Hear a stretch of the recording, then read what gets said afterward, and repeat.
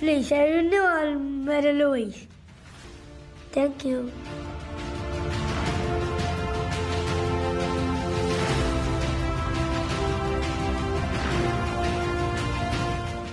Mux beħsibek terġa' ddura xi ħaġa hux? Issaqsinix kif ġi għandi għax m'għandix idea. Imma forsi mill-firma ta' fuq nkunu nistgħu naslu x'imkien. Xitet. Tajjeb wisq. Mela ħankelmek ċar u bil-Maltijin issa misketlin. U ġejtu fil-moment opportun għax kombinazzjoni s-sorijiet għadhom kif ħarġu issa biex jagħmlu qadja malajr. Inti m'għandek taqsam miegħu id-dalbiċċa imbarazz.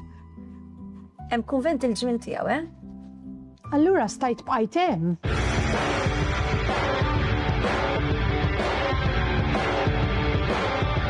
Ir-reb ta' St. James Hospital Playoffs għall-irġiel ta' taħt il-19 sena.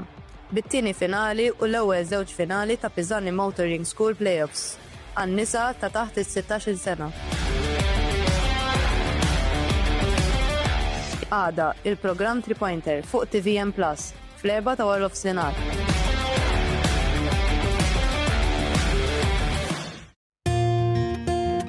Melom, illum se nitkellmu fuq siġra partikolari li ovvjament għandna ħafna minnhom f'pajjiżna.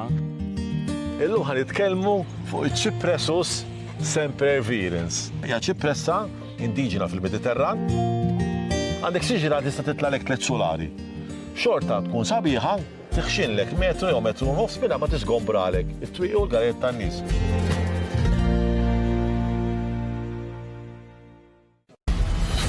Let me show you what real power. Nar is-sibt waqt il-programm 35 wieħed mill-films se nitkellmu dwar huwa Masters of the Universe, ispirat minn karattri maħluqa mill-media franchise Amerikana. 35, il-programm ta' kull ġimgħa dwar il-films fuq TVN. We're going to take back our home together. Yeah. Masters of the Universe. Inti tista' salva l-ħajja tiegħek jew ta' ħaddieħor f'każ ta' stroke. Kull m'għandek tagħmel huwa li tidentifika s-sinjali malajr. Jekk tara nofs il-wiċċ mitluq, jew id bla saħħa, jew diffikultà biex jitlissen il-kliem, titlif xin. ċempel 112 malajr. Ħin mitluf, moħħ mitluf. Inti tista' salva l-ħajja tiegħek jew ta' ħaddieħor jekk tieħu azzjoni malajr.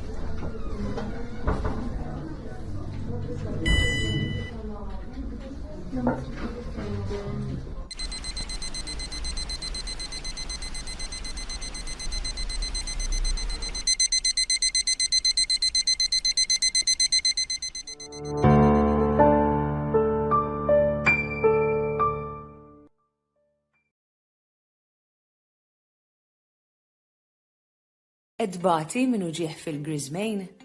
Fl-adulti l-uġieħ fil-Grismane huwa kkawżat primarjament minn viruses, speċjalment jekk bladeni u akkumpanjata minn sintomi ta' sola xotta jew imnieħer inixxi. L-antibiotiċi ma jaħdmux fuq il-viruses. Għalhekk jekk qed tħoss dawn is-sintomi l-antibiotiċi mhux se jfiqulek l-uġieħ fil-Grismane. Meta tuża l-antibiotiċi bla bżonn, mhux biss tbati mill-effetti sekondarji li jikkawżaw, imma wkoll tnaqqas l-effett tagħhom fuqek. Meta vera jkollok bżonnhom kontra infezzjonijiet batterjali serji. L-ispiżjar jista' jagħtik trattamenti sempliċi li jtaffu s-sintomi tal-uġieħ fil-Grismane, sakemm dan l-uġieħ jgħaddi b'mod naturali.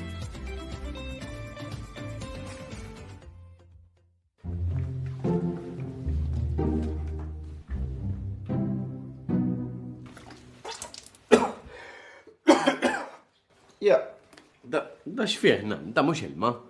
Dak verraj ftit spirtu biex innaddaf bih. Sta kemm il-darba ħanajlek biex ma tfax kimiċi fil-frixkan ta' xor. Għandek raġun, illa ma naħlux ħin, unċemplu 1774. Xrobċi kimika bizbal, ċempel Malta National Poison Center fuq 1774, għal-parir.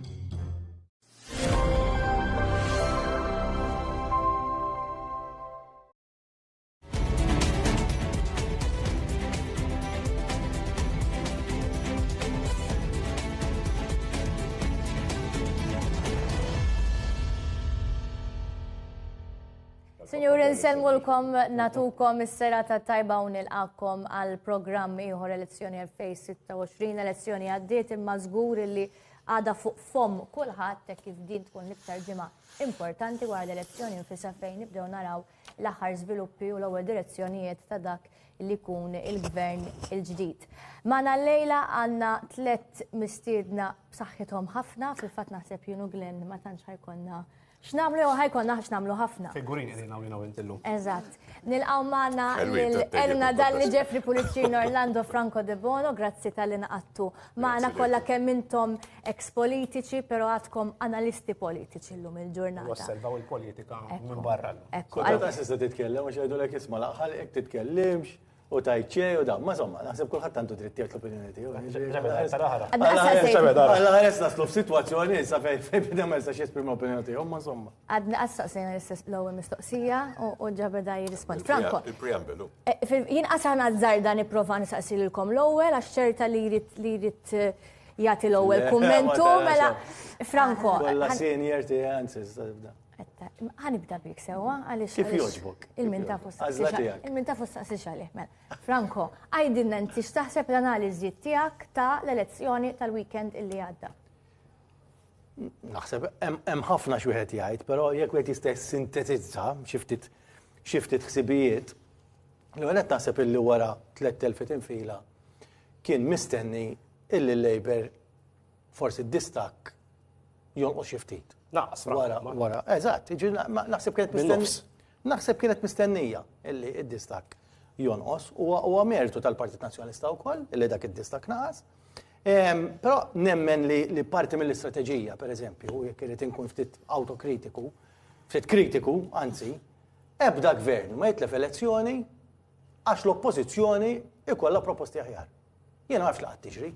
Huwa l-gvern li jitlefha l-elezzjoni, mhux l-oppożizzjoni li terbaħa bil-proposti għax għandha proposti aħjar. Issa kien hemm ċerti proposti jiena kieku talbuni l-opinjoni tal-petrol station f'nofs il-baħar. Kont ngħidulhom think twice għax ħatmur jista' jkun fiha bidu taħsib, hemm it's a bit comical.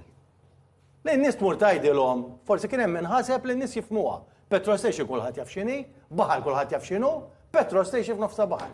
Jien naħseb li l-aftertaste tagħha kienet ftit komika. Jiena kieku dik kont nevita. Tajjeb, issa, ġifieri wieħed irid jara daqsxejn l-istrateġija, ġifieri gvern, ovvjament mal-modija ta' żmien elezzjoni wara oħra li jkun qed jerbaħ, ovvjament id-distakk. Wieħed jemmen diġà li inti kellek l-istess partit jibqa' jerbaħ l-istess elezzjoni kważi one party state, għax għal dawn l-20 sena ħajkonna.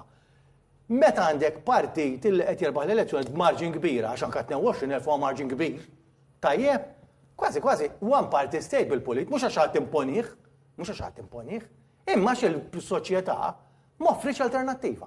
Ħadd ma mponija, imma fl-aħħar mill-aħħar dawn l-20 sena Il-Partit Laburista kien uncontested u bdaw it-tip ta' maġġoranzi, laqas kien hemm alternativa, laqas kien hemm bidu ta' x'ismu. Jiena ftit lateral thinking.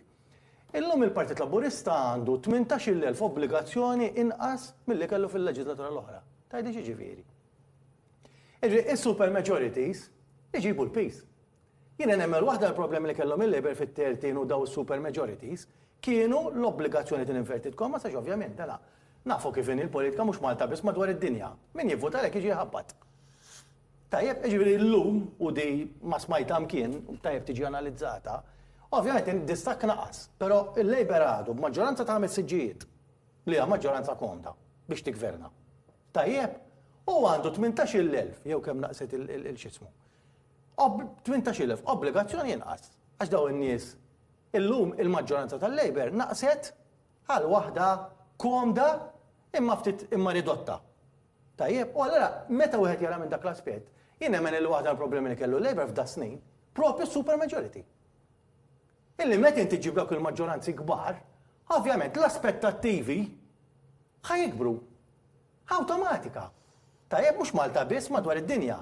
Meta inti għandek dik is-super majority, għandek dak l-appoġġ kollu, dik magħha ħaġġib aspettattiva kbira ħafna. U allura nemmen biex nikkonkludi, nemmen illi kull elezzjoni fija storja. Iġri, ħadd ma jista' jirraġuna illi isma' mela issa distak naqas, mela l-elezzjoni li ġejja ħajġri hekk u hekk. Naħseb illi l-kol kemm aħna konna fil-politika u nafu li dak ir-raġunament huwa żbaljat. Nikkonkludi. Ħaġa oħra li min jagħmel l-analiżi jrid iżomm ġo moħħu hija min qed jaħseb isma' mela l-maġġoranza issa naqset tant. Mela daw isu ħajżommhom. Tajjeb ħajbqgħu hemm. U mbagħad nieħdu mill-oħrajn. Ma taħdimx hekk il-biċċa xogħol. Inti f'kull elezzjoni jkollok ir-residue, il-22,000 differenzi huwa r-residue. Inti jkollok ħafna movimenti. Laburisti li fl-elezzjoni oħra votaw il-Labour u f'di votaw PN, nazzjonalisti li fl-elezzjoni l-oħra votaw il-PN u sa votaw Labour, ir-residue huwa 22,000, inti jkollok movimenti kbar ta' votanti minnaħa l-oħra. Elena, ħandur fuq l-analiżi tiegħek u jekk taqbilx ma l-analiżi ta' Franco. Nixtieq l-ewwel ngħid fuq il-kampanja. Naħseb li l-ewwel darba li kellna kampanja serena u ċivili u mingħajr tajjir personali u mingħajr tfiħ ta' tajn. In general qed ngħid so għax imbagħad dejjem ikun hemm fil-livell personali mingħajr. Però rajt ċertu pass il qudiem, ċertu maturità kif saret il-kampanja. U dak mertu tal-poplu Malti, tal-partiti politiċi u hija xi ħaġa tajba. Issa, fejn ma naqbilx ma' Franco fuq l-analiżi tiegħu, fejn qed jgħid 18,000 obbligazzjoni inqas. Ma naqbilx għaliex, jiena naħseb illi il-Partit Laburista rebaħ il-Gvern waħda fuq it-track record ta' kif mexxa il-qudiem il-pajjiż, l-ekonomija, l-employment, full employment. Dak l-affarijiet isiru għal kulħadd. L-affarijiet li kien qed jipproponi fil-kampanja elettorali huma għal kulħadd. Naturalment għandek setturi differenti li il-Gvern, il-Partit Laburista kellu fil-mira tiegħu fejn irid jittejjeb fuq dak li sar mill-2013 li hawn. U allura mhuwiex il-fatt illi persuna individwali li ħatmur tivvota, jiena naħseb li nies ivvutaw fuq il-kwalità tal-ħajja tagħhom, kif qed iħossuhom, xixtiequ għat-tfal tagħhom u għat-tfal tat-tfal tagħhom u kif qegħdin jgħixu fil-pajjiż u kif jixtiequ dal-pajjiż imur il-qudiem. U f'daw l-Partit Laburista illi jista' jagħmel dan, ġifieri jiena naħseb illi hija t-triq il-qudiem xi ħaġa oħra li ngħid mill-2013 law il-Partit Laburista kellu maġġoranzi kbar għax kien il-partit tal-minoranzi. Inkluda lil kulħadd.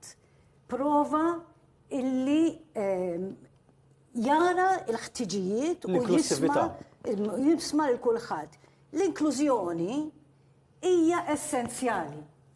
F'politika inti fejn illum, fil-ġurnata tal-lum, fejn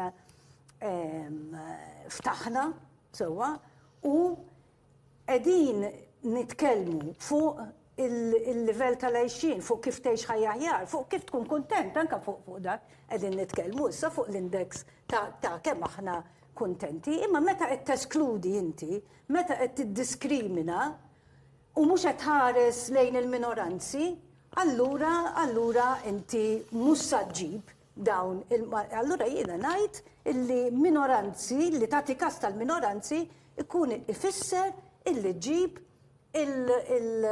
il-maġġoranzi. Issa dawn il-maġġoranzi aħna ġissa qegħdin ngħidu 22,000. Jiena niftakar għax għandi żmien biżżejjed bħal anke inti tiftakar. Ċertifikat dak tagħtkom fl-1992 il-Partit Nazzjonalista kien reba 13,000 vot. U għalina kien. Kienu tkaxkira. Però anke aħna n-nies in ġenerali qatt ma rajna. Kienet meqjusa bħala maġġoranza sostanzjali. U kbira u. Kiena kont għad design dak iżmin. Rajtu kif tifaħilek? Iġifieri illum tant drajna issa bdaw mill-2013 li hawn u banka li imbidlet xi ħaġa oħra wkoll. Qabel konna ngħidu li għax titwilet laburistu, titwilet nazzjonalistu, ma tinbiġa. Dakka fl-2013 dik il-mitoloġija tfarket. Għaliex inti biex iġġib maġġoranza ta' 39,000 dakinhar kienet jew 38,000. Fit-13. Meta qed iġġib dik id-da. Bil-fors li kien hemm nies li qabel kienu votanti nazzjonalisti li jivvotaw lil Partit Laburista. Fl-ewwel kienet intrebħet bil-4. Biex hekk, ġifieri. Jeffrey. Ġifieri di li minn għalina aħna li n-nies ankrati fil-ħsieb tagħhom ma' partit oħra. Ika spiċċat. Ħalli nsemmu għax tajjeb li wieħed jissimplifika iż-żewġ partiti l-kbar u ħanibda mill-prestazzjoni ta' il-Partit Nazzjonalista u l-kampanja fajnejja kif ġiet eżegwita tal-Partit Nazzjonalista. L-għonet ħanibdew. Kellhom kap ġdid, ilu ftit xhur biss, ma naħsibx li għamlu ħażin din id-darba li l-kampanja bbażawha fuq il-kap il-ġdid Alex Borg għal raġuni partikolari. U jkun wieħed mhux għajnejh fuċċu jekk ma jammettix li dan huwa kap iva, simpatiku, karizmatiku, minkejja l-fatt dan huwa persuna li ta' min wieħed eżemmi kull mandu 30 sena, vodri t-tfal tiegħi il-kbira għandha 7 snin iktar minnu. Tajjeb. U minkejja l-fatt li dana ilu ftit xhur biss bħala kap tal-Partit Nazzjonista nkunu mhux għajnejna f'wiċċna jekk ma nammettux li anqal iva within the party entużjażmu li konnilna ma naraw bħalu issa. Wieħed isaqsi jekk għandux it-tim strutturat biżżejjed ta' madwaru u wieħed isaqsi wkoll jekk ċertu proposti semma waħda minnhom Franco kienu ġejjin minn tim li mhux ippreparat u mhux strutturat altru daqs it-tim li għandu madwaru Robert Abela, il-Prim Ministru Abela. Imma tal-anqas ejja nammettu li ressaq lura il-Partit Nazzjonalista bil-voti li ġab il-Partit Nazzjonalista Alex Borg għall-inqas lura għal-riżultat ta' 2017.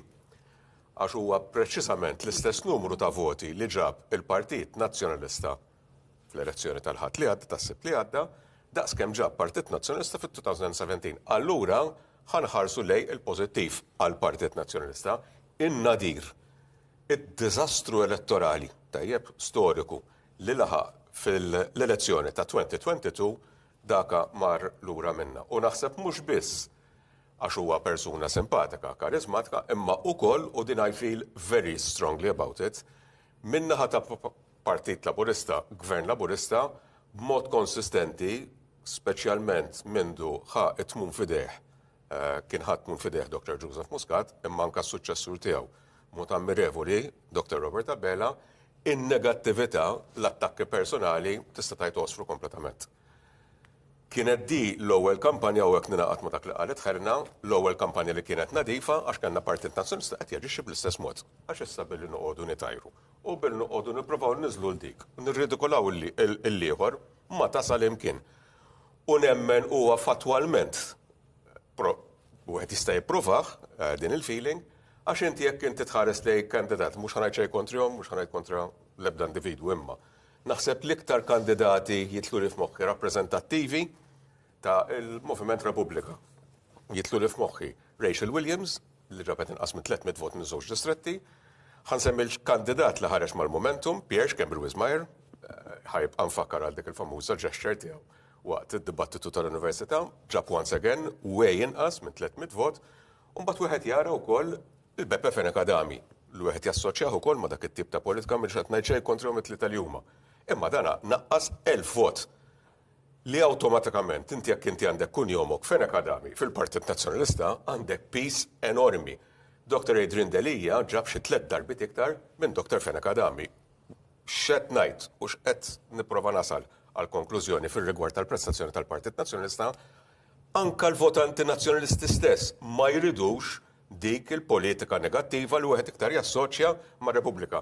Kellna elementi fejna fien, kellna promoters tal-Moviment Repubblika, artikolisti, ħansemmi il-Manuel Delia, ħansemmi il-Kevin Kassar, kienu id-diżappuntati għax Dr. Alex Borch u l-Partit Nazzjonalista ma marrux li negattiv. Issa semmejna l-Partit Nazzjonalista, ħanerġgħu ngħidu Alex Borch 50 xhur.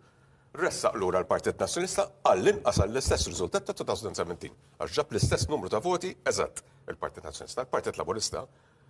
L-unet għandek leader, Dr. Robert Abela, li huwa once again karizmatiku immens, naħseb jiena kontribwit bil-kbir ukoll il-mara tiegħu, Dr. Lydia Abela, u anka forsi smaller way, it-tifla tiegħu, bodri hemm il-karizma, u hemm mhux biss il-karizma, għandek partit fil-gvern.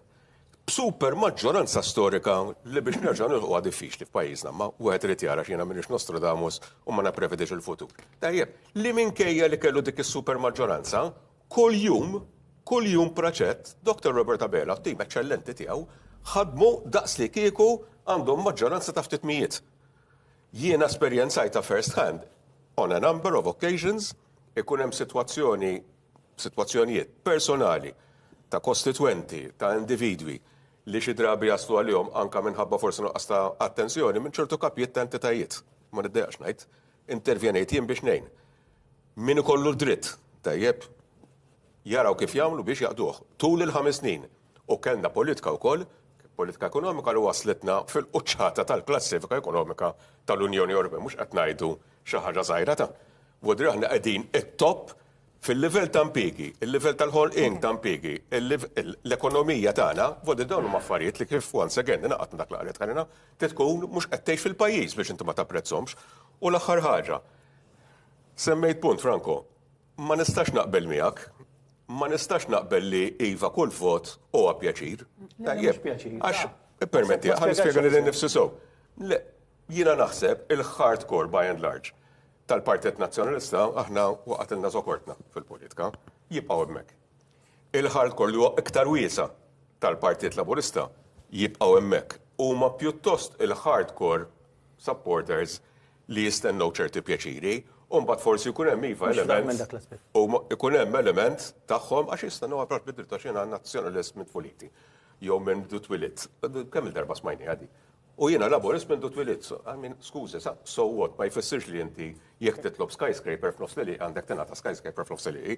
U jiena mill-esperjenza tiegħi għax iva ħadmu ħafna fuq problemi personali ġenwini, it-tim ta' Robert Abela, mill-esperjenza tiegħi min baqa' jinsisti li mhux ħajvvota għax ma netax xi ħaġa għax ma kellux dritt għaliha. Bir-rispett kollha, ħankun ċaru tont, ħankun onest. U allura permetti. Ħana fuq dal-punt. Ħalli nisvoċi l-argument. Mhuwiex il-każ naħseb jiena li tnaqqas in-numru ta' voti, tal-Partit Laburista għax kien hemm dawn il-pjaċiri li ma ġewx imwettqa. Jiena inħoss li hija ħaġa naturali li jkun hemm dal-fluctuations u nħoss serjament, u għatum bat ħanaqbel miegħek ukoll, Franco, mhux ma naqbel fi xejn. A week is a long time in politics. Let's not take it for granted għax il-Partit Nazzjonalista ir-reverse jagħmel rewind għar-riżultat ta' 2017 awtomatikament ħajrbaħ l-elezzjoni li jmiss. Għax jekk dan il-gvern ikompli performja kif suppost u jkompli delivering, skużi, tkun miġnun biex ma tagħtix support il-gvern li it's delivering on its promises. Mela, Franco, ħankun skiet kif dejjem kont ma' min kelli qudiemi. hemm barra min jaħseb illi inti qisek siqlaw siqlem fil-PN. Kemm hija minna jew mhux minna l-idea li forsi nazzjonalisti ma jridux lilek? Fimni, ħanajdlek x'nista' l-ewwel ħan nispjega tal-aspettattiva. Meta semmejt illi inti iktar muħaġġib maġġoranza, l-aspettattiva mhux l-aspettattiva individwali, l-aspettattiva ġenerali. Jekk inti l-aspettattiva tal-poplu, jekk inti tellaqt u rbaħt b'distak qawwi ħafna, l-aspettattiva inti kemm inti tajjeb, tipo allura nistenna ħafna minn għandek. Qed tifhimni, Jeff, jiġifieri l-argument li għamilt kien dak. Jekk inti rbaħt maġġoranza kbira, anka l-poplu in ġenerali, mhux individwali, that's not what I meant. L-aspettattiva meta inti għandek dik il-maġġoranza kbira, l-aspettattiva tal-poplu in ġenerali qed ngħidha ħadd tkun ħafna ikbar. Minn dak l-aspett, sa forsi tista' taqbel Sinċerament nemmen li l-promises li għamel Dr. Robert Abela u li kien hemm tajjeb fil-manifest elettorali ħajtwettqu. Sinċerament ħanemmen, għax with respect u ħares li l-manifest elettorali tal-elezzjoni li għaddiet u nara li hemm il-maġġor parti tal-promises li kien hemm min forsi anke dak iż-żmien għal kif jista' jkun iżid. Dak l-argument li għamilt jien. Tajjeb li meta inti għandek maġġoranza ta' 35,000, tajjeb u maġġoranza ta' 20,000 jew ta' 25,000. Ħajja l-aspettattiva hija akbar. Kif nara jien? L-aspettattiva mhux tal-pjaċir individwali, imma ġenerali. Tajjeb? Issa, fuq li semmejt li inti, ma ġejċa biex titkellem fuq, però sejtni nista' ngħidlek, jiena kont deputat fi żmien ukoll meta kien hemm Jeffrey Policino Orlando, jiena sallum. Tista' tgħid Jeffrey. Sallum, Jeffrey, ħabib tiegħi. Sallum għaddi tesserat mal-PN, kieku rid nikkontesta mal-Labour fis-17. Sajt ikkontestajt. Tajjeb, però kienet għażla tiegħi li ma nikkontestax. Sallum għadni membru tal-Partit Nazzjonalista. Irridunix jew ma jridunix, jiena ifhimni dawk. Jara huma mhux ħanidħol fiha jien, tajjeb, però nerġa' ngħid kieku rid noħroġ, kieku rid nikkontesta, kont welcome nikkontesta. Tajjeb dak iż-żmien. Ma kienet l-għażla tiegħi. B'rispett, imma kienet l-għażla tiegħi. Kieku rid nikkontesta indipendenti, stajt nikkontesta indipendenti. Ma kkontestajtx. Tajjeb, bqajt tesserat. 13-il sena wara li spiċċajt minn deputat għaddew 13-il sena. Għadni sal-ġurnata mqazza tal-lum, tesserat mal-Partit Nazzjonalista. Dik il-verità. Tajjeb, jiena laqat tlabt li noħroġ. La xaħat għalli toħroġ. Tajjeb. Xtaq toħroġ di per eżempju. La xaħat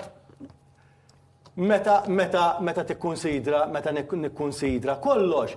Kien hemm ċerti issue, su semmejthom għamilt post fuq Facebook. Jiena meta rajt pereżempju affarijiet issa ma tkellimx qabel l-elezzjoni b'rispett lill partit. Tajjeb jiena tal-pompa tal-petrol fil-Mediterran ma tantx daqqet li. Tajjeb, però ma tkellimx b'rispett lill partit. Qed nitkellem issa ġissa l-elezzjoni għaddiet u għal aħres bniedem ma jkollux id-dritt. L-dritt il domanda beyond your personal situation. Ma taqbilx illi għamlu sow li promuovu l-Alex u allura wkoll dan il-promises straordinarji. Ma jirriżultalekx ma taqbilx miegħi wkoll li għax ovvjament dan Alex ma jistax ikun kollox imbagħad. Dawn il-proposti straordinarji għalija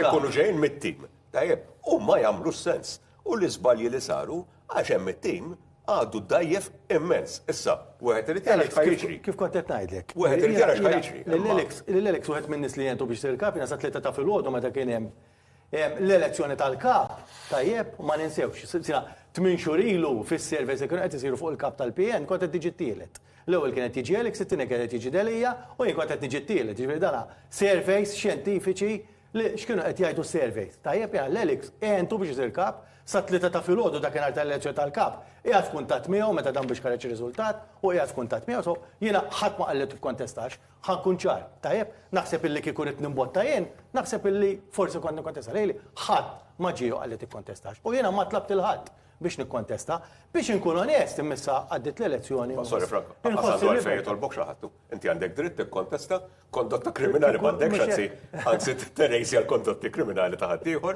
u għadrik ikun int tikkontestajt. Tħajjar tikkontesta x'issankajn. Kien għall-kurzità. Ħankun onest, kien hemm. Le, jiena skuża ġejx biex titkellem fuq. Però jiena ktib waħda mill-affarijiet li nkwetawni, pereżempju, u li ħadd pass lura, kienu proposta tal-Fixed Term Parliament. Kienet xi ħaġa li għal xi ħadd bħali li dilettant ta' dritt kostituzzjonali ħassejt weġġa. Ili min ħareġ bil-proposta tal-Fixed Term Parliament m'għandux idea ta' kif jitħaddem il-Westminster Model. Il-Westminster Model jitħaddem il-qalba iktar li jisma' spjega li l-Westminster Model is-sistema parlamentari f'żewġ sentenzi. Ngħidlek il-gvern idum fil-poter sakemm ikunu migawdi maġġoranza fil-Parlament. Mhux hekk għandu jkun. Dak hija qalba nista' spjegak f'żewġ sentenzi.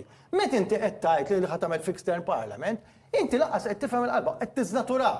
Jekk inti għandek sitwazzjoni fejn gvern m'għadux jigwawdi l-maġġoranza u gvern ieħor ma jistax jiġi format f'dik il-leġislatura, Parlament irid jiġi xolt u inutli tajt fil-Parlament. Irrid dawk kienu affarijiet. Illi lejla ħankun onest, tafgħu niftit lura, però ma rridx nitkellem għax ma rridx iħassar festi u bla dala tħallaq u ma tkellim xejn. Ovvjament tista' titkellem ir-riżultat tal-elezzjoni. Ir-riżultat tal-elezzjoni qed jiġi analizzat kif qed jgħidu l-ħbib tiegħi hawnhekk, bir-rispett kollu. Meta inti għandek, l-ewwel nett titpoġġiha fil-kuntest. Kien hemm min Rhodes, ta' żgur li kien hemm min Rhodes. Kien hemm min Rhodes grazzi anke għall karizma ta' Elix, definitely li kien hemm min Rhodes għall karizma grazzi. Mhux eżatt in Rhodes. Ma naqarx minn tal-Labor biex nifhemu. Imma imbagħad minn naħa l-oħra. Ftit xhur, nerġgħu ngħidu ta' jiddispjaċini. Reġġa' lura għax hekk kien titħares lejn ftit xhur ilu. Kieku pprovaw jorganizzaw, aqqas kienu jażżardaw, joħolmu li jorganizzaw mass meeting il-Luxol sa ftit xhur ilu.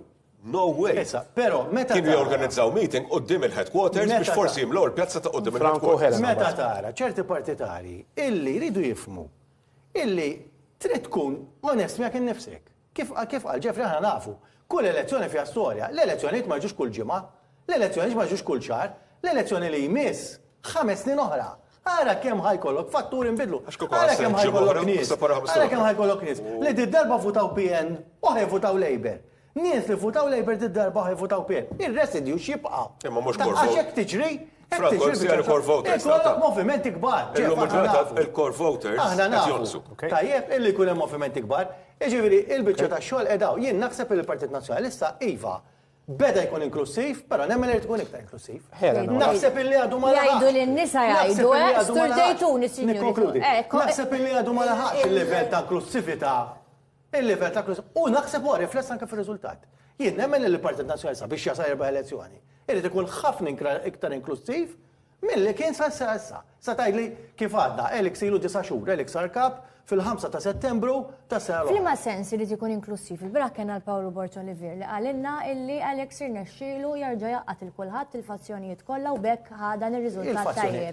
Bil-inklusività fih dan il-Partit Nazzjonalista jew bil-minoranzi kif qalet Elena. L-ewwel ma tibda tinkludi fih danek fil-partit. Inti mhux hemm qegħdin jgħidu li saret di bekk kellu dit tip ta' prestazzjoni. Jiena naħseb il-riżultat elettorali wara ma sarix biżejjed.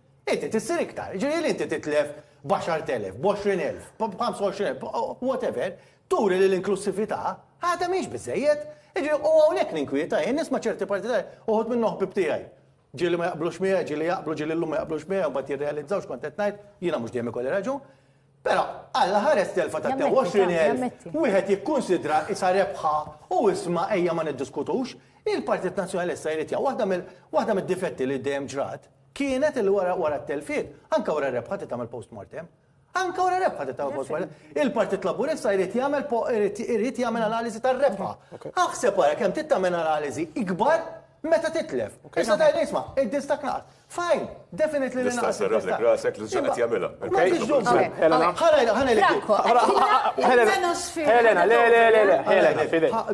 Helena, ħanajdlek dibis. Fl-elezzjoni ta' sentejn ilu tal-MPs, fl-elezzjoni ta' sentejn ilu tal-MPs, fl-elezzjoni tal-MPs. Malaj, all right? Mela. Anyway, ċedi, ma ħallejtu nix. U ejja xwaħallejnik xajt, ejja, Helena. ċaħġa qasira ħafna.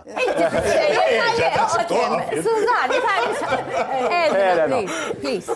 Għax jgħidilna l-aħħar ħagġa 5 minuti oħra jgħid. Zomma, ftakara, iktiba, Helena.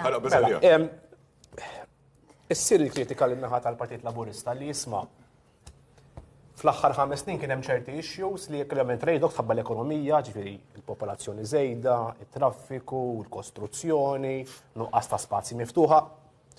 Ma taħsibx li daw l-affarijiet kollha illi n-nies qed idejquhom u joħorġu wkoll mis-surveys illi jsiru hemm bżonn li issa il-Labor l-għarab elezzjoni jaqbad il-barri minn qrunu allura u jindirizzhom mhux ikompli isu jiffoka biss fuq iċ-ċifra ekonomika li hija tajba. Ara, bottom line, tal-politika x'inhi? Li ntejbu l-ħajja tan-nies. Ġifieri lil mit-teoriji u mill-filosofiji u minn kollox, il-politiċi u l-gvernijiet suppost qegħdin hemm biex itejbu l-ħajja tan-nies. Issa, meta inti qed tittejjeb l-ekonomija, semmejt il-popolazzjoni, inti kien hemm bżonn illi ikunaw ħaddiema illi mhumiex Maltin, illi jiġu jipparteċipaw f'din l-ekonomija. Issa rridu nażlu. Jiena meta qalu għax irneħħu il-ħaddiema mhux Maltin, qed ilhom saqsejt mill-liema settur. Ejduli mill-liema settur. Fuq tal-programm kont saqsejtu tad-domanda. Mhux hekk. Ħanneħħu il-nies. Ma tilħax ċertu tħossa. Il-bilanċ mbagħad. Ma x'inhu l-bilanċ?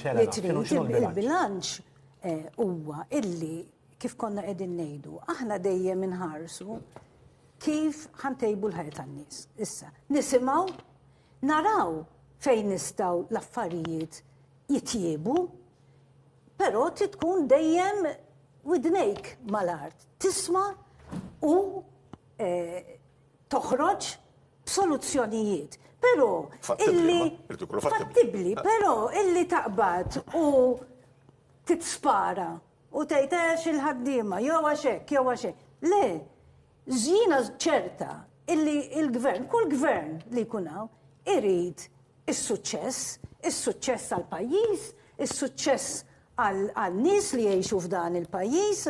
Allura, meta il-progress f'ċertu setturi. Telfuix, tagħmel argumenti. Biċċajta jiru. Nisfajin qiegħda fil-klassi b'żewġ titfal imqarbin naw. Jien u il-bittix. Kompli, skużani, mhux biex ninsarrupuk. Il-progress jista' iġib ir-rigress ukoll. Dik hija realtà. Issa aħna xirridu nibqgħu fi standstill ma nimxux il-qudiem għax ngħidu nkella sa jkollna hekk u sa jkollna hekk, jew nibqgħu mixjin il-qudiem u along the way kif qed inti issib taqbad il-barri minnu u ssib soluzzjonijiet illi issemmew ukoll ċertu soluzzjonijiet u issa rridu naraw li dawn is-soluzzjonijiet jitwettqu pereżempju il-problema tal-fertilità. Aħna għandna l-iktar rata ta' fertilità baxxa fl-Ewropa. Qegħdin l-aħħar fl-Ewropa u hemm bżonn illi ikollna aktar tfal. Mela issa smajna l-inċentivi illi hemm mhux biss l-inċentiv ta' meta jkollok wilt u ħatiħu l-fumodel, għax dik beħweda, imma tittara f'kuntest inti. Ta' fejn qed tiġi mejjun biex tixtri l-ewwel proprjetà tiegħek. Għax waħda mill-problemi li jsibu koppji jgħidulek l-ewwel nissettiljaw fil-karriera u mbagħad nissettiljaw fid-dar tagħna li jkollna l-proprjetà.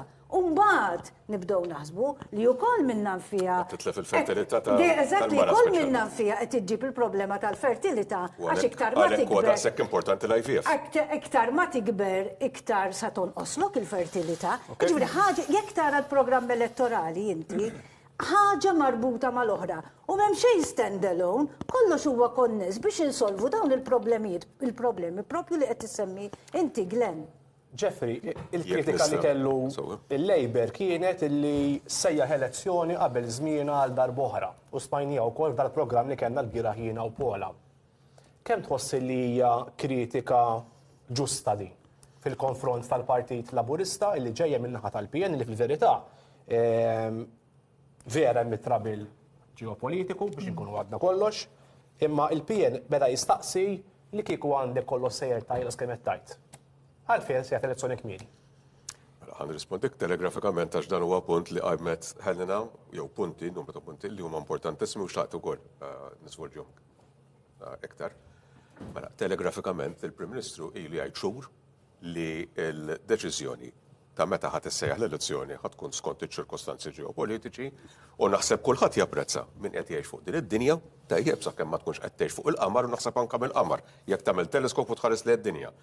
Id-dinja għaddejja mhux għal ma rridx inkun apokaliptiku, tajjeb imma d-dinja għaddejja minn ċirkostanzi straordinarji li l-umanità ilha ma tarhom sekli. Issa mhux qed nitkellem biss fuq il-sitwazzjonijiet fl-Iran, fl-Ukrajna, fil-Medju Orjent. Dan ħadd ma japprezza, jew hawn min mhux qed japprezza. Il-bidla kataklizmika li ħataddi minna l-umanità fix-xhur li ġejjin minħabba li ma tkunx tafx qed jiġru madwarek.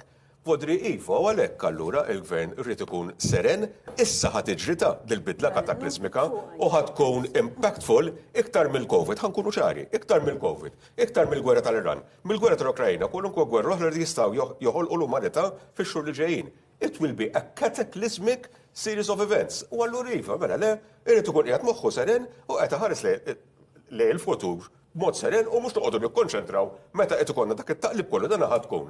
Mhux is-second industrial revolution ħad tkun ferm aktar kataklizmika mill-industrial revolution. Imma insomma, vodri iva.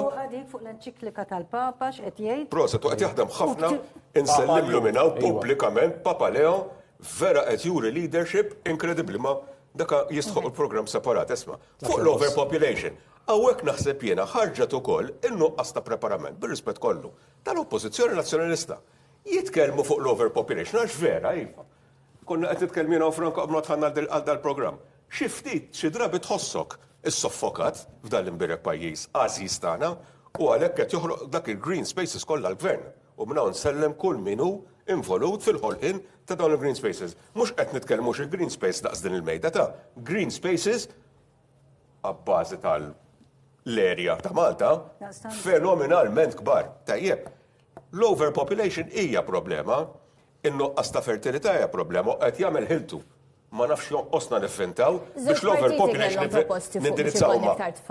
Two things fuq l-overpopulation. One, għandna rata ta' fertilità baxxa, ħelna. U terz ta' dawk it-tfal frata ta' fertilità baxxa immens. Hemmhekk qegħdin fil-parti ta' isfel tal-klassifika Ewropea, terz dak it-tfal jitwildu għal koppji barranin. Ara kemmi baxxa. U dina mhijiex fenomenu li qed narawha f'pajjiżna biss, saħansitra ċ-Ċina li sa ftit ilu ċ-Ċina kien jikkontrollaw kemm ikollhom tfal kull koppja, hemm problema kbira għalfejn.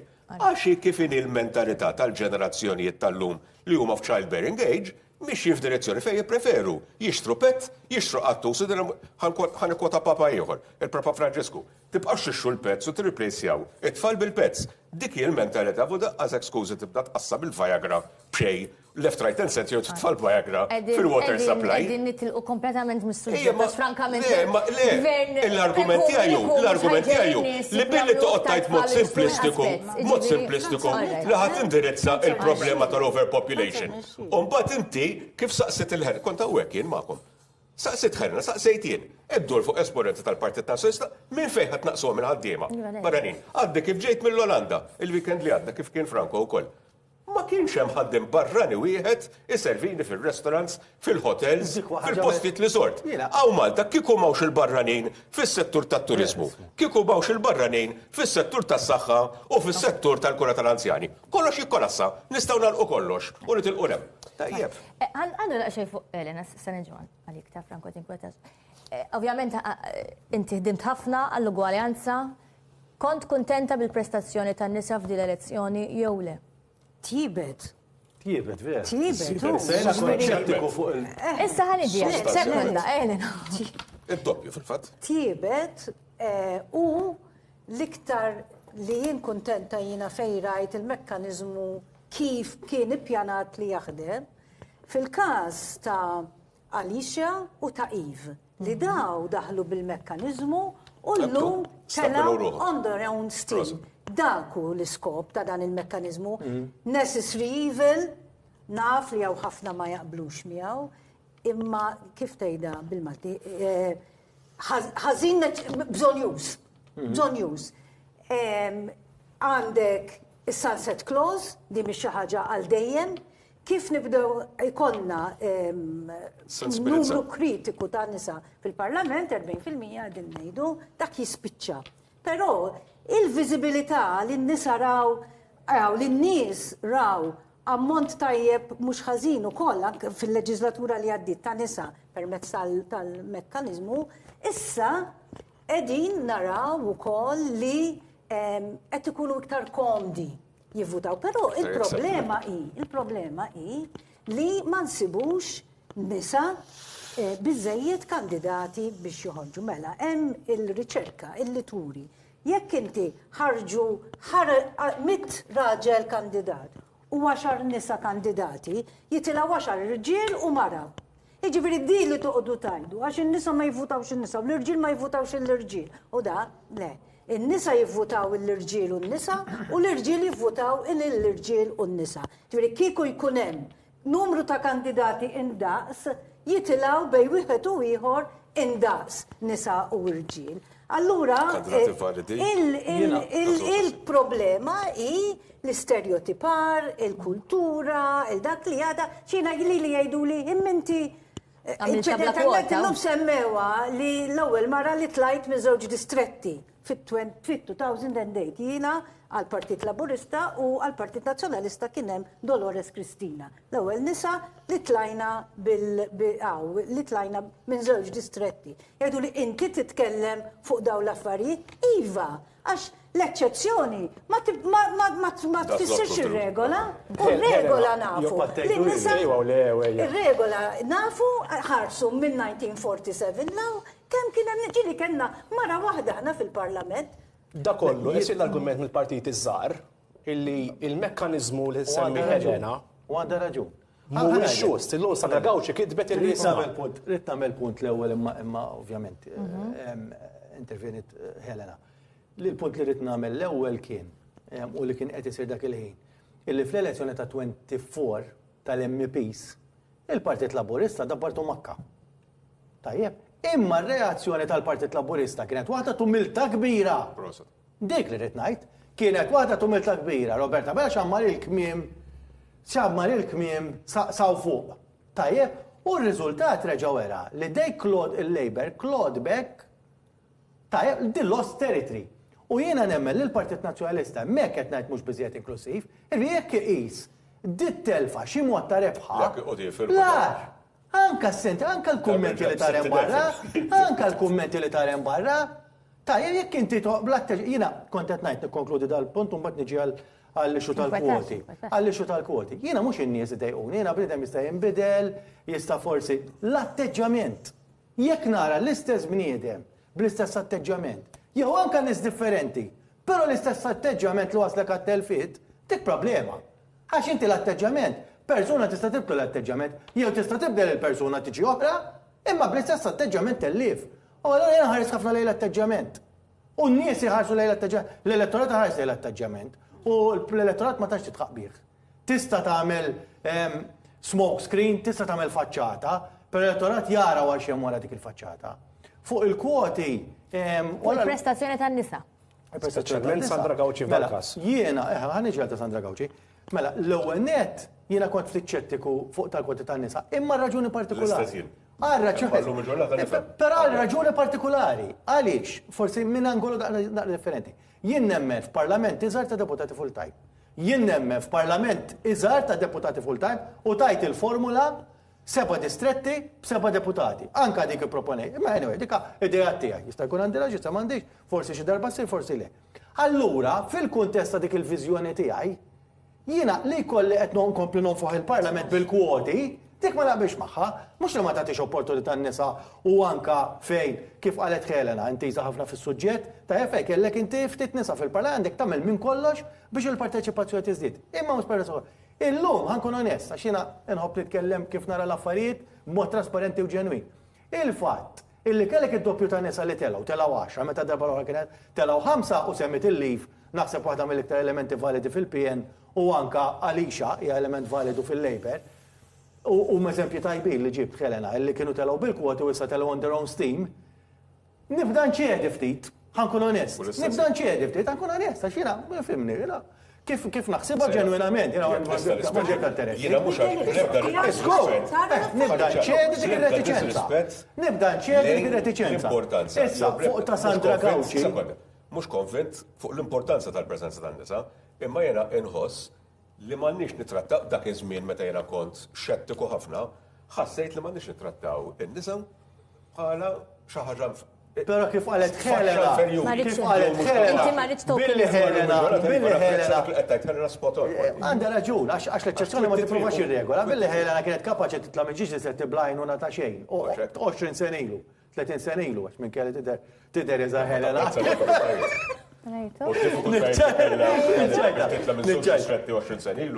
Pero fuq ta' Sandra Gawci, rrid ngħid,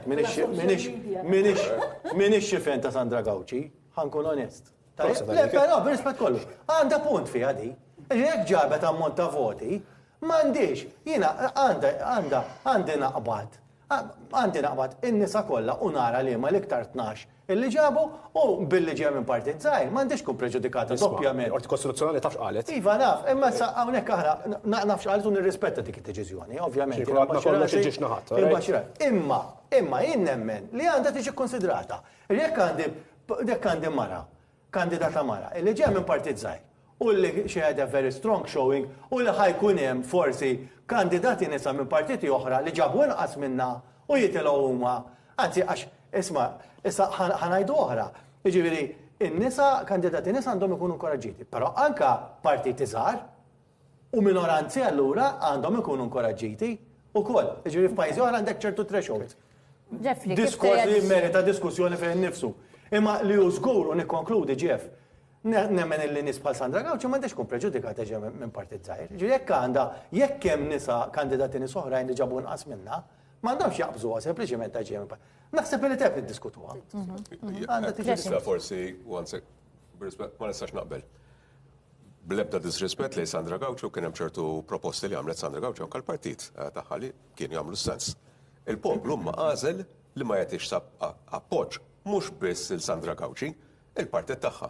Vodi li ma tistax imbagħad leapfrogging għax tirrappreżenta partit u tintuża mekkaniżmu biex tagħmel leapfrogging fuq anke kandidati oħrajn Sandra Gawci meta tirrappreżenta faxxa żgħira ħafna tal-elettorat u din iridu nżommu argument Jeffrey. Għax ma jistax ikun inti xi ħadd li jirrappreżenta faxxa daqstant żgħira tal-elettorat. Issa inbidlu s-sistema biex iktar nippreferu partiti żgħar, ngħinu partiti żgħar. Dak huwa argument li jista' wieħed once again jitkellem. Issa l-argument imma, b'eżempju llum rajt x'kiteb Kassola, Anwar Kassola. Illi tagħmel sens illi xi ħadd mill-Labor jew mill-PN iġib inqas wannijiet. Dik ma tistax mosta fil-Parlament. Jagħmel sens li xi ħadd rappreżentattiv ta' partit li ġab dak l-eluf ta' voti. Tajjeb, ikun hemm leapfrogging imbagħad minn xi ħadd ta' validu kemm hu validu, tifhmu li x'ħażin, mhux qed ngħid xejn kontra Sandra Gawci, ftit li xejn segwejta, imma mhux fair li tirrappreżenta l-partit tagħha jirrappreżenta faxxa daqstant żgħira tan-nies. U f'daqqa waħda issa la ma kienx hemm tibdil kostituzzjonali li jippermetti li jkun hemm rappreżentanza ikbar tal-partit iżgħar f'daqqa waħda fis-sitwazzjoni kostituzzjonali preżenti, inti tagħmel leapfrogging Sandra Gawci. Lek ma nistax ikollok kandidata wieħed mill-partiti kbar, kandidat mara tal-wieħed mill-partiti kbar iġiblek 300. Sandra Gawci iġiblek 2000 u ma titlax. Imma dik il-kandidata ta' 300 tkun qed tikkompeti ma' disa minn nies oħra, mhux ma' l-inklusività u l-importanza tal-inklusività u jiena meta nitkellem fuq l-inklusività f'dan pereżempju l-Partit Nazzjonalista ma nħoss li biss għandna ngħidu għara x'daħal Paul Borġolifier f'daqqa waħda sirna inklusivi għax bil-rispett kollu vodi li dan qed nitkellmu fuq nies li għandhom idejat politiċi għalija fossilizzati.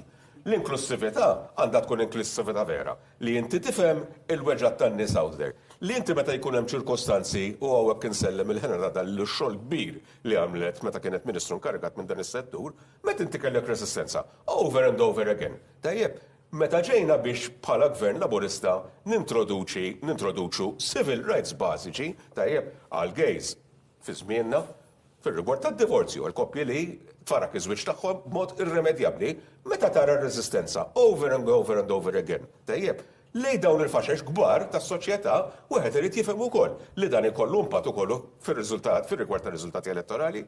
Jiena kont qiegħed attività organizzata biex tfakkar il-15-il sena midħul tad-divorzju f'pajjiżna organizzata minn Debbie Kembri. Tkellmet Joanne Edwards.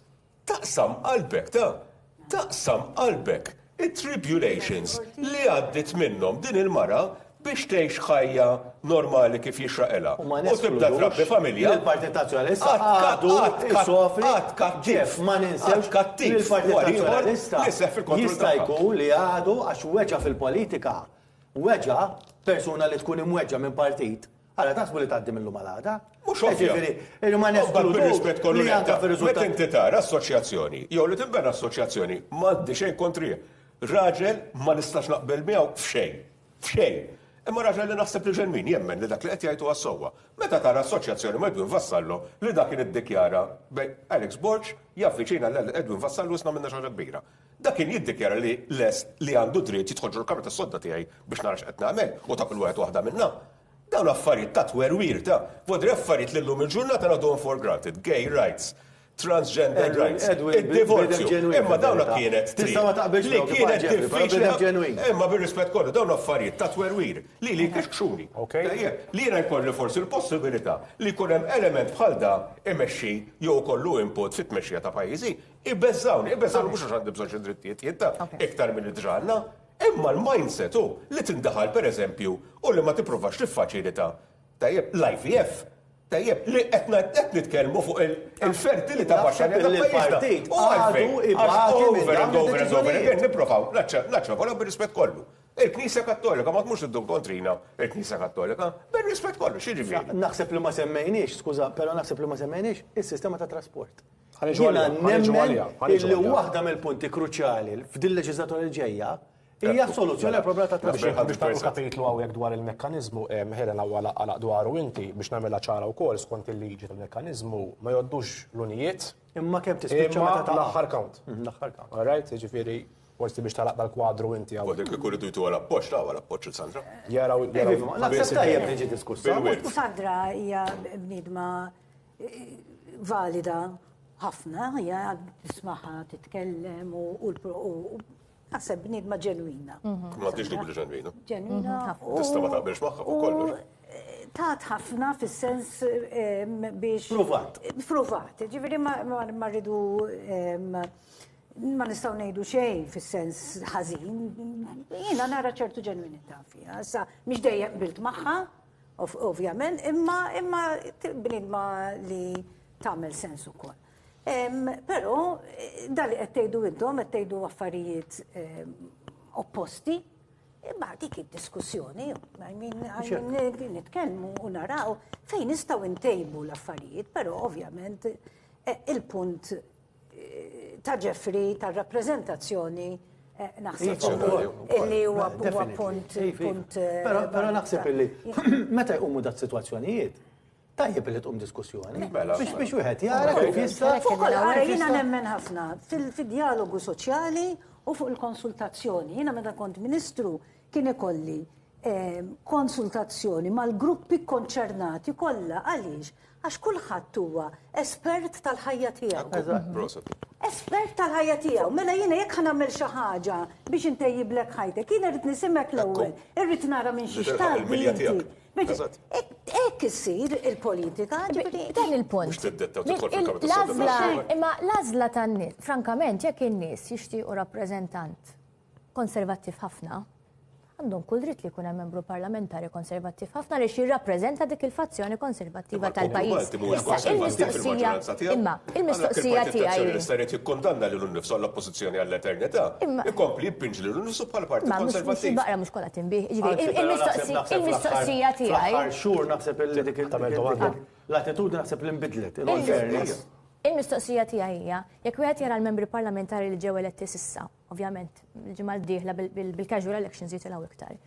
Taraw illi l-poplu b'xi mod jivvota lil min jirrappreżentah fuq bażi ideoloġika jew fuq bażi personali jew le dik l-għażla ma tkunx hemmhekk meta nagħtu l-preferenza u morru biss fuq min hu politiku tajjeb fis-settur tiegħu. Għaliex frankament, jafet nispiċċaw parlament, issa ma nafx il-membri parlamentari l-ġodda, mhux ta' technocrats biss, imma inti tivvota biex ikun hemm membru parlamentari li kifet inti, Elena, mexa mixja simili għal tiegħek, allura jifhem ir-realtà tiegħek u jista' jirrappreżenta. Ma mhux simpatija biss, għax is-simpatija mhux neċessarjament għax aħna għexna li inti tifhem jien minn xi xaddejt u allura tista' tirrappreżentani.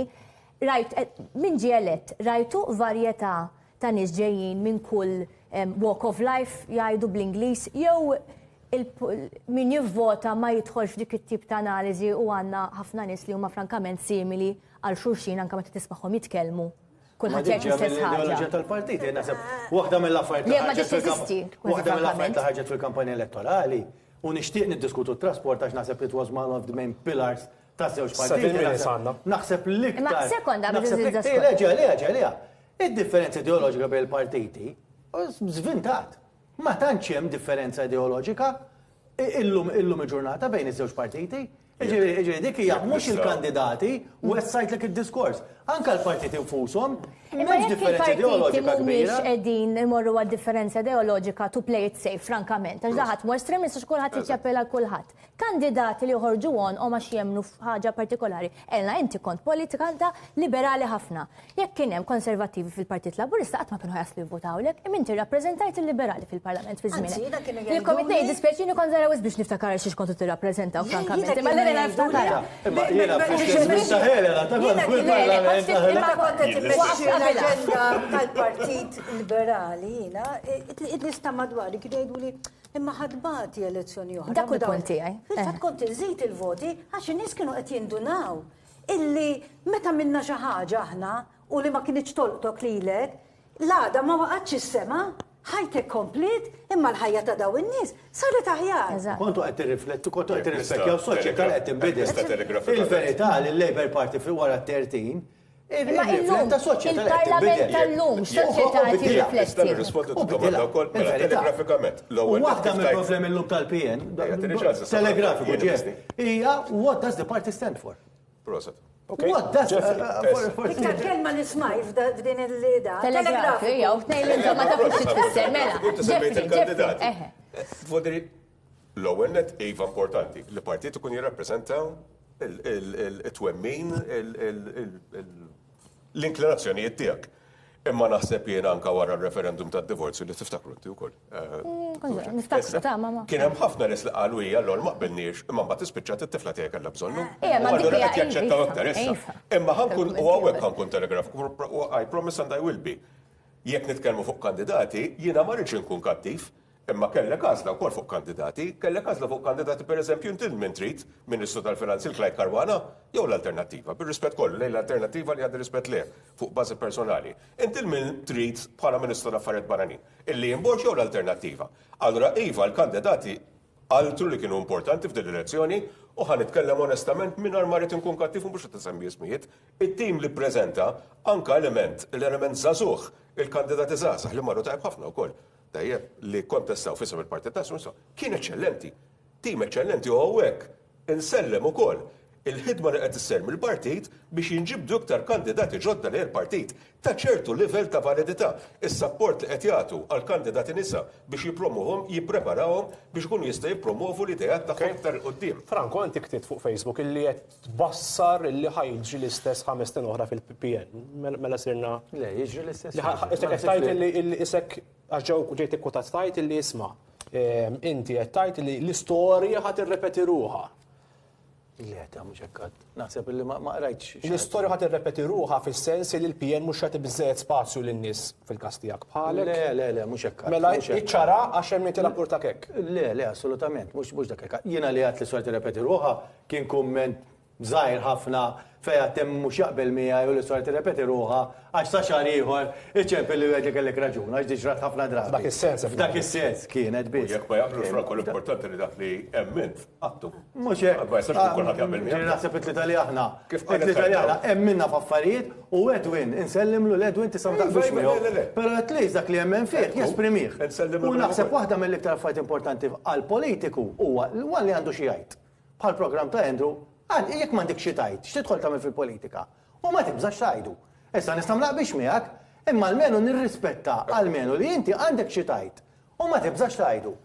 Naħseb illi xenar trasport ma naħseb ħajkun nerġa' ħaniprofa tielet darba li inġib id-diskors tat-trasport fuq din il-mejda, naħseb illi waħda mill-iktar issues li ħadd iddomina din il-leġislatura qatt ma tkun taf x'ħajqum fil-leġislatura, però żgur li ħadd kull ixu tat-trasport. U l-ixu tat-trasport mhux ġenerika jiena kif qal Jeffrey għaddi ġej minn Amsterdam wasalt wara nofsinhar qatt ħafna ħinem, jekk hawn pajjiż fid-dinja naħseb illi għandhom għajna kwalità tal-ħajja u jgħadha mill-affarijiet li attirawni għax mill-istress tax-xogħol immur nagħmel 4 tim meta nista' naħrab ħarba u nqattaħħom hemmhekk nerġa' nitweled minn ġdid. Il-kwalità tal-ħajja l-Olanda hija xi ħaġa mill-ogħla li hawn fid-dinja. Tajjeb, u nieħu gost li anke fuq l-aġenda tal-politika Maltija qiegħda aħna għandna problema anke ta' klima. Irridu nkunu realistiċi. Imma l-ixu tat-trasport mhux kemm hemm karozzi barra fit-triq illum, imma tal-mass transport. Żewġ partiti ħarġu bi proposti ta' kif għandha tkun is-soluzzjoni. Kien semmi t-tielet partit il-momentum, il-proposta li għamelu il-momentum. Sinċerament, fil-rigward ta' trasport, knowing il-mentalità tal-Maltin li mhux ħajmorru ta' żebbuġi mhux ħajmorru fil-pjazza, jinżlu fl-underground jew jitilgħu fuq jaqdu it-train mill-istazzjon li hemm fil-pjazza ta' żebbuġ u jmorru fejn għandhom imorru. Il-Maltin indorrin ikonna karozza wara l-bib taħt il-patata. Tajb li ħadd wassalna wara l-bib ta' fejn imorru. U hawnhekk ikolli ngħid u nsellmilhom. Kien hemm ħafna proposti straordinarji minn naħa tal-Momentum. Il-proposta tal-Momentum fir-rigward tat-trasport rajta tagħmel ħafna sens. Ovvjament wieħed irid jistudja u wieħed irid jistruttura aħjar. Tagħmel ħafna sens. Fattibbli ħafna iktar malaj u nonfqu. Ħanitkellmu ċarutun ta' biljuni inqas. Hija kwestjoni ta' kultura. Jiena kemm immur Amsterdam, immur l-Olanda, drajt immur ħafna postijiet bil-mixi. It's a question of culture, it's a question of mentality. Inti taħseb li f'daqqa waħda kulħadd Malta jimxi. Le għandna problema bil-klima. Issa meta tikkarga lek isħana, ma tagħmilix. Hija realtà. Il-proposta tal-Momentum kienet għalija eċċellenti. Għax żebbuġi li qod ħalmula. Ħajimxi lek sal-pjazza biex jaqbad it-trejn. No way. Fisħana. No way. Laqas kieku ma kienx isħana, kien l-isbaħ ġurnata immaġinabbli biex mur passiġġata. Għax m'għandniex dik il-mentalità. L-aħħar mistoqsijiet li tal-intom l-għandi, ovvjament illum naħseb kulħadd għamel ġurnata fuq il-portals, jagħmel refresh biex jara il-famuż kabinet ġdid tal-Prim Ministru. Illi s'issa naqas kemm tħallna il-programm għadu ma tħabbarx. Waħda mill-ikbar uġieħ ta' Prim Ministru, ovvjament, il-mistoqsija tiegħi inti qed il-Parlament għandu jkun iżgħar. Temnu lill-kabinet dik il-mistoqsija. Temnu lill-kabinet din id-darba għandux ikun iżgħar jew is-sajż m'għandux. Nista' nwieġbek sentenza li. Għasħana żgħar saqsaqtu x'inhi ngħid żmien. Jien nemmel il-kabinet ta' Gonzi li kien li żgħar fl-istorja, jiena ġefri konna fil-grupp parlamentari, kien żgħir wisq għal Malta tajjeb u għal kullum kien. Kien żgħir wisq. Jien nemmel il-kabinet li hemm illum. Kemm kien kbir? Ma niftakarx. Kemm kien? 16? Xi 16, xi 8 ministri. Xi 10 ministru xi 6. Kien kontributorju għal problemi kbar li kellu Lawrence Gonzi. Ovvjament, għax kien hemm esklużjoni, ġifieri ma tħossokx, ma tistax tagħti kontribut, ma tistax tipparteċipa. Mela kif tidu iżgħar il-kabinett jekk meta kien żgħir kien problema? Għax dak kien żgħir iżejjed. Tal-lum huwa kbir iżejjed x'imkien fin-nofs. X'imkien ikbar minn ta' żmien ta' Gonzi. U iżgħar minn ta'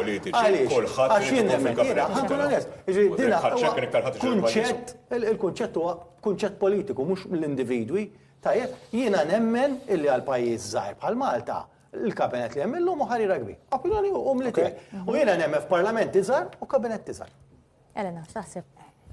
Naħseb li il-Prim Ministru irid iżomm il-bilanċ sewwa irid bej il-ħtiġijiet tad-dekasteri differenti, bej il-ġeografija li inti tittara li id-distretti huma rappreżentanti.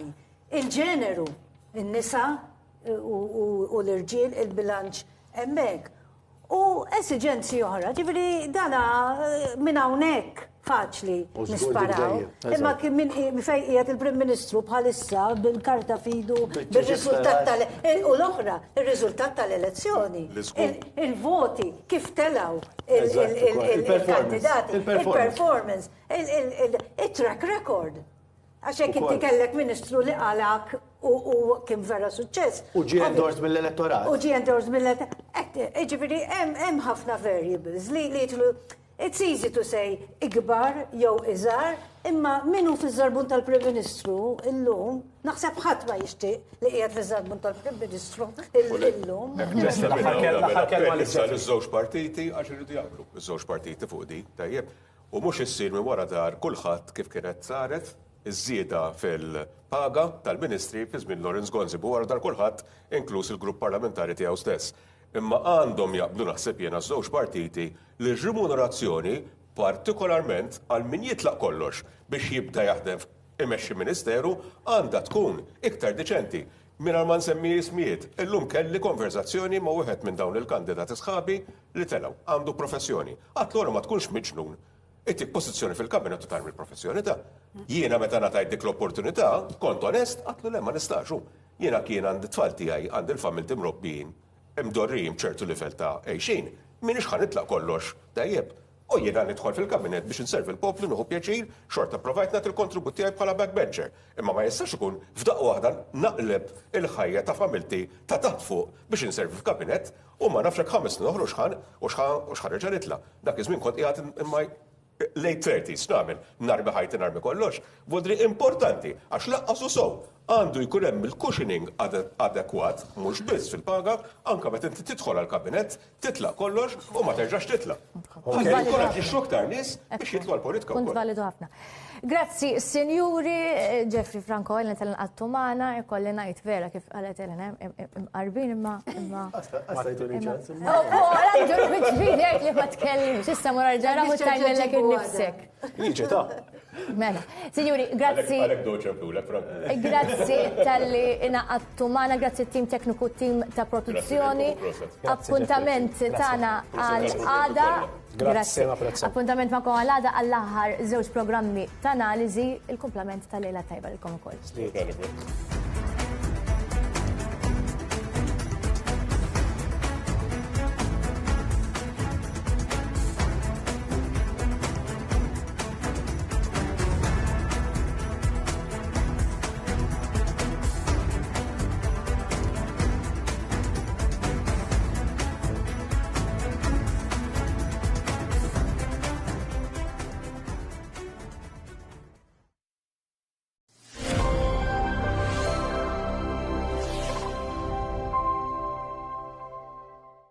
Mhux beħsibek terġa' ddura xi ħaġa hux? Issaqsinix kif ġie għandi għax m'għandix idea.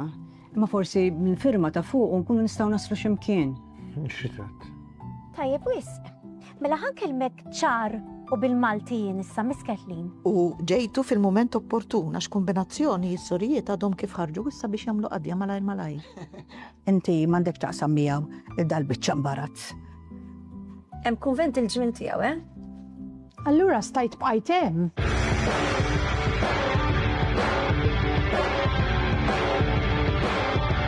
Ir-reb ta' St. James Hospital Playoffs għall-irġiel ta' taħt il-19 sena. Bit-tieni finali u l-ewwel żewġ finali ta' Pizzani Motoring School Playoffs. Għan-nisa ta' taħt il-16 sena. Għada il-programm 3-pointer fuq TVM Plus fl-4 ta' Wall of Sinar.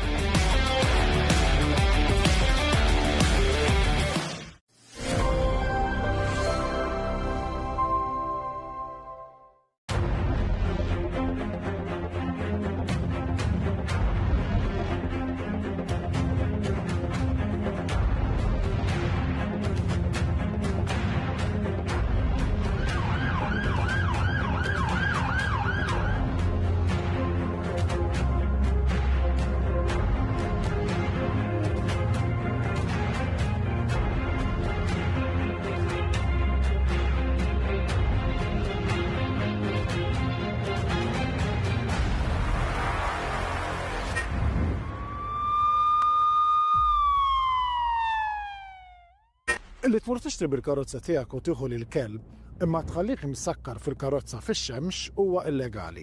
Illum se nkunu qegħdin naraw x'inhuma l-konsegwenzi f'dawn il-każijiet.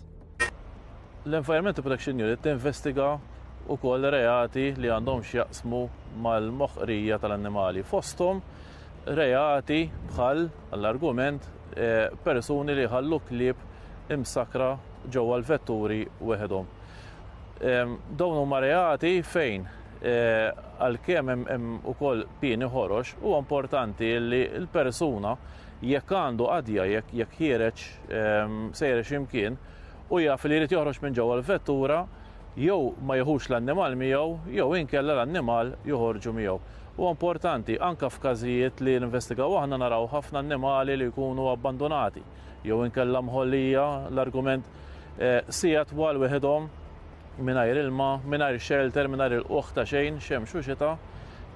U għalhekk hemm bżonn li min huwa responsabbli għall-kelb fil-fatt jieħu din ir-responsabilità u jara li d-drittijiet tal-annimali li għandu kura tagħhom ikunu qed jiġu mħarsa.